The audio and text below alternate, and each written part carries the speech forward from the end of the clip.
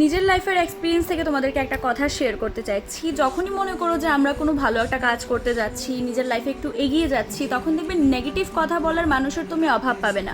হোক সেটা তোমার কাছের মানুষের কাছে গিয়ে তোমার নামে বদনাম করে তোমাকে খারাপ করা হোক, বা তোমার সোশ্যাল মিডিয়ায় এসে তোমার নামে কোনো উল্টো পাল্টো কথা বলে দেওয়া, বা যে কোনো কিছু হতে পারে সেটা। তখন ওই মোমেন্টে কিন্তু তোমার ডিমোটিভেট হলে চলবে না, কারণ কথা তাকে নিয়েই হয় যার মধ্যে কোনো কথা থাকে। বাত উसी की होती है जिसमें कोई बात होती है। তো বাস এই কথাটা মনে রেখে নিজের লাইফে নিজে এগিয়ে যাও, কারণ অন্য কেউ কিন্তু তোমার স্ট্রাগলটা জানে না, একমাত্র জানে শুধু ভগবান। তাই অ্যান্সারেবল যদি কারোর কাছে হতে হয় তাহলে সেটা গডের কাছে হবে, অন্য আর কারোর কাছে নয়।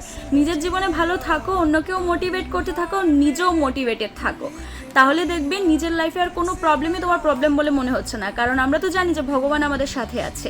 বাস এইটুকু মনে রেখে আগে যাও, অনেকটা আগে যেতে পারবে। হরে কৃষ্ণা, হরি বল।